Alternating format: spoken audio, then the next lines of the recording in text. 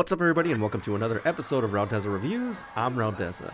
Now, I really don't think I have to say this, and if you've been following the channel for a while, you'll know that I'm a huge Godzilla fan. In fact, and I've said this several times, it's probably one of the earliest memories that I have as a child, watching Saturday Sushi Cinema in San Jose, California. I mean, it's just like a block of Godzilla movies, the old school ones.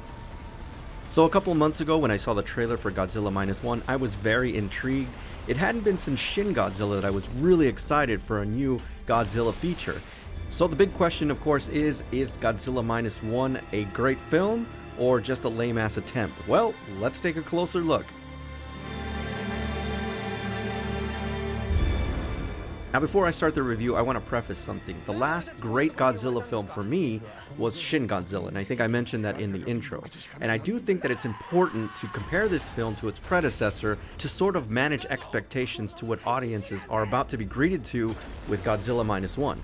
Now, Shin Godzilla, by contrast, was a much larger film in terms of its overall scale, and a lot more anime-esque, and you can see the influences of a lot of manga and anime, particularly the universally acclaimed Neon Genesis Evangelion, which I personally love, although it somewhat confuses me at times. Shin Godzilla, in no subtle way, was also rife with political and satirical commentary about the inadequacies of the Japanese government.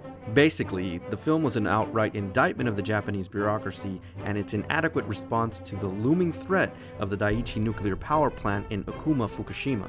And for me personally, that was the real strength of the film. It was able to be political and satirical and at the same time entertaining as hell. By contrast, on the other hand, Godzilla Minus One is on a much smaller scale and a much more personal story, and that is not necessarily a bad thing. In fact, that's what made this movie that much more compelling for me. Godzilla Minus One actually takes place post-World War II, and again, this is really a reimagining of the original 1954 film. It has a lot of the same tone, and I think from a historical standpoint, it gets a lot of things right.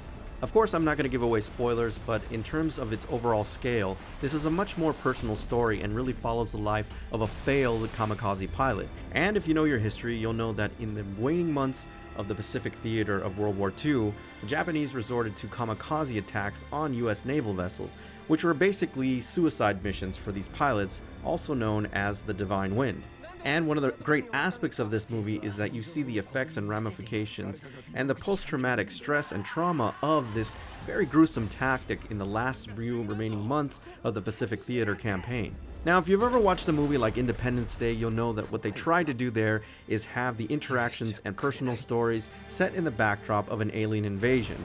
And it failed miserably because I didn't give a Frenchman's fart about any of those characters in either of the Independence Days. The opposite is true about Godzilla Minus One. I actually cared about this character because what they did was they had brilliant writing, great chemistry, and you got time, and they allowed you to kind of go through the disaster with these characters and everything that they were going through emotionally, and it paid off so well. I was actually more invested in these characters, and at times, whenever I was interacting with them, I thought to myself, oh shit, that's right, this is a Godzilla movie. That's how much I was emotionally invested in the characters, and I absolutely loved all of them. They were distinct, they had their own backstories, their own traumas, and they really made this film much more humanistic. Don't get me wrong though, this is still a Godzilla film. He is an omnipresent thing in this movie. They didn't try to pull what Legendary Pictures did by basically introducing Godzilla and then a minute later taking him off screen. I was really pissed off about that. This is a terrifying Godzilla. In fact, there's so many times where the scenes were so tense between the interactions and the humans and Godzilla. This Godzilla scared the piss out of me. Even though the humans get a lot more screen time, and again, their interactions are very interesting because they're so well written, there is an equal amount, or close to an equal amount of screen time for Godzilla, and when things go down, they freaking go down. Now, I do have to talk about a couple of missteps in the film, and mostly it had to do with the CGI. Now, the way that I can describe it is that it is predictably inconsistent. Let me explain. Now, the scenes with Godzilla can be really separated into two categories: the amphibious scenes and the scenes on land. Now, the ones in the water are absolutely freaking terrifying. The CGI is so well done there. There's a segment where he's actually following a little trolley, and not only is it incredibly tense, but it is scary as shit. I mean, I was absolutely terrified by this version of Godzilla. Then, of course, you have the scenes on land. Now, let me explain this because this has its own subcategory. So, For the scenes on land, when you have his head or his torso, his upper torso from the head up, it looks incredible, guys. And there's a scene that you see in this trailer where he's basically taking a bite out of a rail car. However, where the CGI drops, I mean, it's almost like looking like a drop in frame rate, is when you see his complete body and his overall biomechanics. It looks stiff and cheap, and it just didn't work at all. I don't know if it was just the movie theater that I was in, but it looked absolutely horrible, guys. And I just gotta be honest, the CGI in those segments looked atrocious. Fortunately, those aspects of the movie are far and few between, and regardless of whatever runtime you see those kind of really weird CGI moments, it doesn't detract from the overall experience. Because overall, the strength of this movie is the characters, the dialogue, the pacing, how well written it is, and most importantly, the overall story.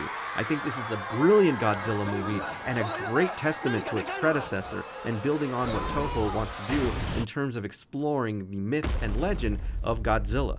Not only do I highly recommend this film, but I can't wait until it comes out on Blu-ray so I can see how this movie was made, what the inspiration was, and what they drew from. I just really love this film, guys, and I definitely recommend it. Though it is a shame that I watched it on kind of a shitty screen. I don't know what it is, but I think that watching it at home, like in 4K or something like that on a Blu-ray, it's probably just a better experience. I don't know, you guys tell me. This is a post-COVID world, and going to the movies is a little bit weird now, so I don't know. Anyways, I highly recommend this film. Godzilla Minus One is absolutely outstanding. Definitely go check it out, guys. Support Toho. This is a brilliant, brilliant film. Alright, everybody, so that's my official review on Godzilla Minus One. As always, I thank you for tuning in, and I'll see you on the next Rauteza Review. その怪物は許しちゃくれない。